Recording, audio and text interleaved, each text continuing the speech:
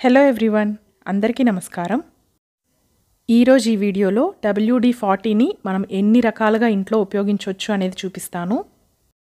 ముఖ్యంగా ఆడవాళ్ళు ఇంట్లో చిన్న చిన్న రిపేర్స్కి కానీ క్లీనింగ్కి కానీ దీన్ని ఎలా ఉపయోగించవచ్చు అనేది క్లియర్గా ఈ వీడియోలో చూపిస్తాను. WD-40 అనేది ఒక మల్టీపర్పస్ స్ప్రే. మనకి ఆన్లైన్లో కూడా ఇది అవైలబుల్గా ఉంటుంది. ఇది రెగ్యులర్ స్ప్రే. మనం స్ప్రే చేయాల్సిన ఏరియా వైడ్గా ఉన్నప్పుడు ఇది వాడొచ్చు. చాలా ఎక్కువ ఏరియా కవర్ అవుతుంది ఇలా స్ప్రే చేస్తే. దీనికి ఇలా సన్నని స్ట్రా లాగా కూడా వస్తుంది. ఇది నారో స్ప్రే లాగా చేయొచ్చు. దీంతో మనం చిన్న చిన్న హోల్స్ ఉన్న ఎలాంటి ఐటమ్స్లో అయినా స్ప్రే చేయొచ్చు.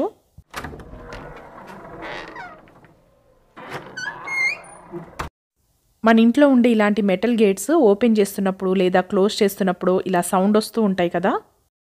ఇలా గేట్కు ఉండే హింజెస్ పైన WD-40 స్ప్రే చేసి ఒక 10 నిమిషాలు కదపకుండా అలానే వదిలేయాలి. తర్వాత ఒక క్లాత్తో వైప్ చేసి చూడండి. ఈ గేట్ అస్సలు సౌండ్ రాదు. గేట్ ఓపెన్ చేస్తున్నప్పుడు కానీ క్లోజ్ చేస్తున్నప్పుడు కానీ అస్సలు డిస్టర్బెన్స్ ఉండదు. ఇలా వుడెన్ డోర్స్ కూడా మెటల్ హింజెస్ ఉంటాయి కదా, అది ఐరన్ వైనా స్టీల్ వైనా ఇలా కాపర్ వైనా సరే మనం WD-40 యూజ్ చేయొచ్చు.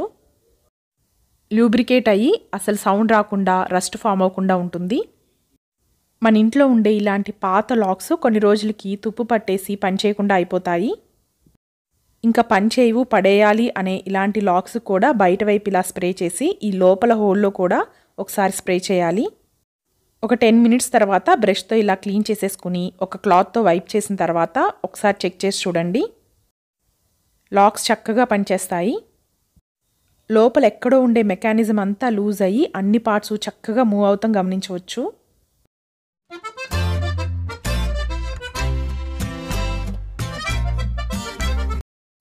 ఇంట్లో ఉండే ఇలాంటి గోద్రేజ్ లాక్స్ కూడా ఒక్కొక్కసారి లాక్ సరిగ్గా పనిచేయకుండా అయిపోతుంది.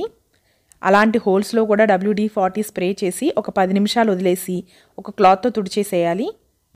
తర్వాత లోపల కీ పెట్టి చూస్తే ఈజీగా కీ మూవ్ అవుతుంది. మనం లోపల పెట్టిన కీ కూడా స్మూత్గా తిరుగుతుంది.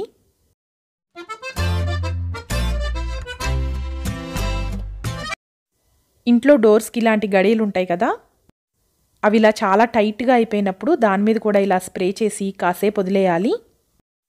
ఒక్క 10 నిమిషాల తర్వాత ఒక క్లాత్ తీసుకుని చక్కగా వైప్ చేసేసుకోవాలి. ఇది స్ప్రే చేసిన తర్వాత గడి వేయడం తీయడం చాలా ఈజీగా స్మూత్గా ఉంటుంది.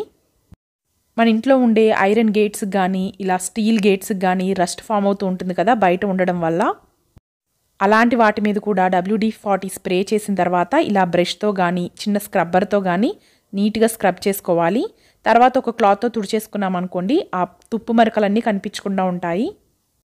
ఇంకా ఇంట్లో పిల్లలు ఆడుకుని ఇలాంటి బైక్స్ కానీ సైకిల్స్ కానీ ఒక్కోసారి స్ట్రక్ అయిపోతూ ఉంటాయి అస్సలు కదలకుండా. ఎక్కడైతే మూవ్ అవ్వాలో అలాంటి ప్లేసెస్లో స్ప్రే చేసేసుకుని ఒక్క 10 నిమిషాలు అలానే కదపకుండా వదిలేసి తర్వాత ఒక క్లాత్తో నీట్గా వైప్ చేసేసుకోవాలి. అన్ని పార్ట్స్కి ఉండే అటాచ్మెంట్స్ దగ్గర లూబ్రికేట్ అయ్యి అన్ని వైపులకి చక్కగా కదులుతాయి.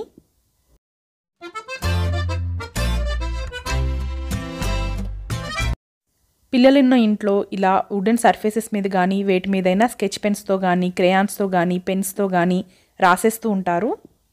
అలాంటి వాటి మీద కూడా WD-40తో స్ప్రే చేసి ఒక్క సింగిల్ వైప్తో క్లీన్ చేసుకోవచ్చు.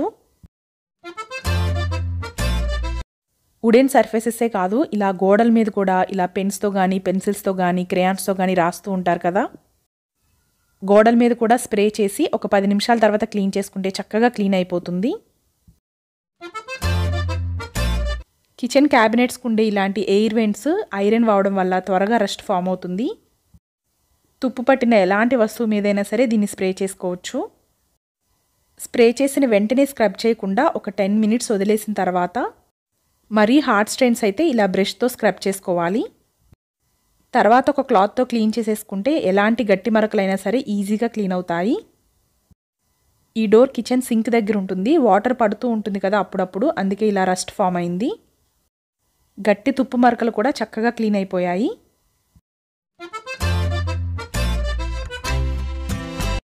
కిచెన్ క్యాబినెట్స్కి ఇలాంటి డ్రాస్ ఉంటాయి కదా, కొన్ని రోజులకు అవి స్ట్రక్ అయిపోతూ ఉంటాయి. ఎక్కడైతే మూమెంట్ ఉంటుందో ఆ ప్లేస్లో స్ప్రే చేస్తున్నాను.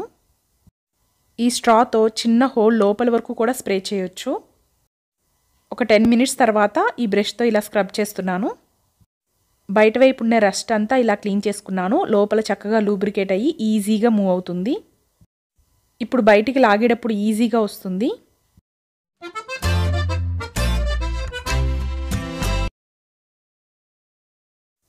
వాష్ బేసిన్ దగ్గర కొద్దిగా వాటర్ లీకేజ్ వల్ల ఇలా రస్ట్ ఫామ్ అయింది. లెగ్స్కున్న రస్ట్ పోవడానికి అలాగే ఫ్లోర్ మీద ఉన్న రస్ట్ పోవడానికి 2 ప్లేసెస్లో స్ప్రే చేశాను. మరీ హార్డ్ స్టెయిన్స్ కాబట్టి ఒకసారి బ్రష్తో స్క్రబ్ చేసిన తర్వాత క్లాత్తో తుడిచేస్తున్నాను. ఈ మరకలు ఇంతకుముందు దేంతో క్లీన్ చేసినా పోలేదు. ఇప్పుడు 10 మినిట్స్లో క్లీన్ అయిపోయింది.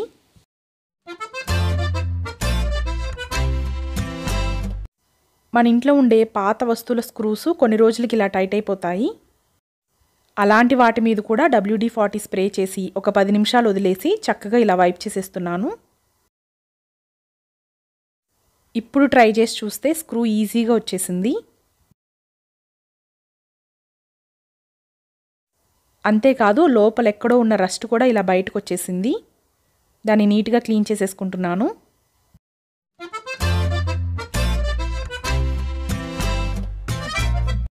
దీన్ని మనం షూ పాలిషర్లో కూడా వాడొచ్చు.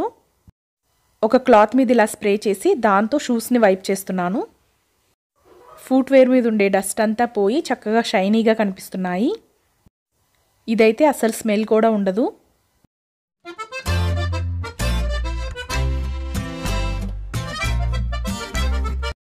బాగా టైట్ అయిపోయి అస్సలు తిరగట్లేదు అనే ఇలాంటి లాక్స్ మీద కూడా దీన్ని స్ప్రే చేసి ఒక 10 మినిట్స్ వదిలేయాలి.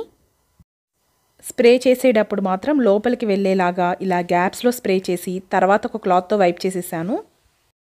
ఇది లోపల వరకు వెళ్తుంది కాబట్టి లోపల లూబ్రికేట్ అయ్యి ఈజీగా లాక్ మూవ్ అవుతుంది.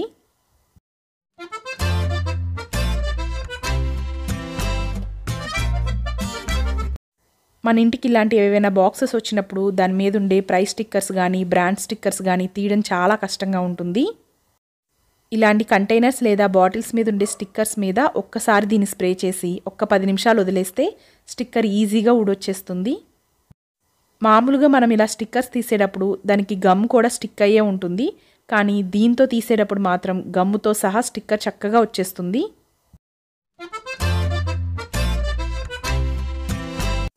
దీన్ని వుడ్ పాలిషర్లా కూడా వాడుకోవచ్చు. మన ఇంట్లో ఉండే వుడ్ ఫర్నిచర్ మీద ఇలా స్ప్రే చేసుకుని వైప్ చేసుకుంటే షైనీగా కనిపిస్తుంది ఫర్నిచర్. అలాగే ఇది వుడ్ మీద ఒక ప్రొటెక్టివ్ లేయర్ లాగా ఉంటుంది. అస్సలు స్మెల్ కూడా ఉండదు.